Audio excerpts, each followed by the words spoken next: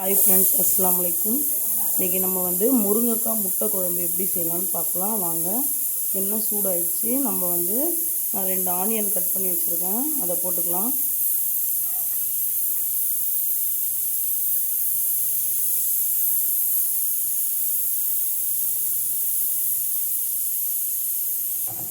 வெங்காயம் வதங்குற கேப்பில் மசாலா ஒன்று அரைச்சிக்கலாம். நான் வந்து ஒரு ஸ்லைஸ் தேங்காய் போட்டிருக்கேன், ஒரு தக்காளி, பாதி வெங்காயம், அதுக்கப்புறம் 1/4 டேபிள் ஸ்பூன் சோம்பு, 1/4 டேபிள் ஸ்பூன் மிளகு போட்டிருக்கேன். இதை அரைச்சிக்கலாம். வெங்காயம் வதங்கிடுச்சு. 1/4 டேபிள் ஸ்பூன் மஞ்சள்தூள், 1 டேபிள் ஸ்பூன் மிளகாய்த்தூள், 1 tablespoon chicken masala, 1/4 tablespoon garam masala, தனியா 1/4 டேபிள் ஸ்பூன். ஆனியன்லாம் நல்லா வதங்கிடுச்சு. நம்ம தக்காளி போட்டுக்கலாம்.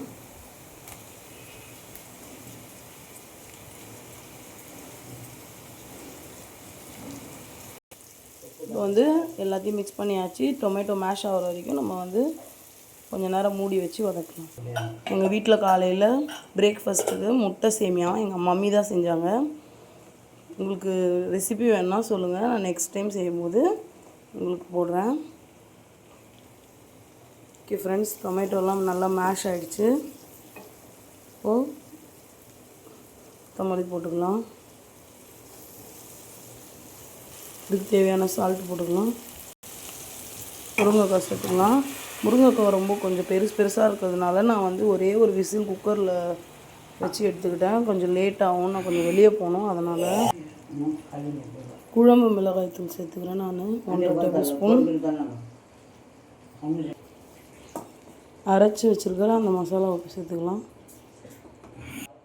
இப்போது இது வந்து கொதிக்கிட்டோம். கொதிச்சப்புறம் நம்ம முட்டையை வந்து உடச்சி ஊற்றிக்கலாம். இந்த கொதிச்சிடுச்சு. நம்ம முட்டை உடச்சி ஊற்றிக்கலாம்.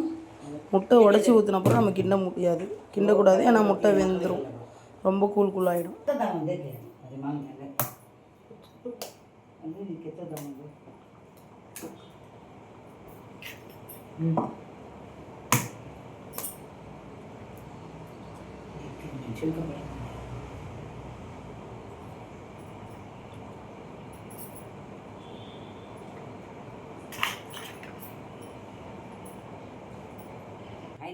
இது பாருங்கள், எக்கு போட்டேன். நான் இப்போ க்ளோஸ் பண்ணி வச்சு முட்டை வேகிற வரைக்கும் வெயிட் பண்ணுவேன். இங்கே பாருங்கள், நல்லா முட்டைலாம் வெந்து எண்ணெய் திரிஞ்சு மேலே வந்துடுச்சு. அவ்வளோதான் ஃப்ரெண்ட்ஸ், முட்டை குழம்பு ரெடி ஆகிடுச்சு. பிடிச்சிருந்தால் லைக் பண்ணுங்கள், ஷேர் பண்ணுங்கள், சப்ஸ்கிரைப் பண்ணுங்கள். பாய்.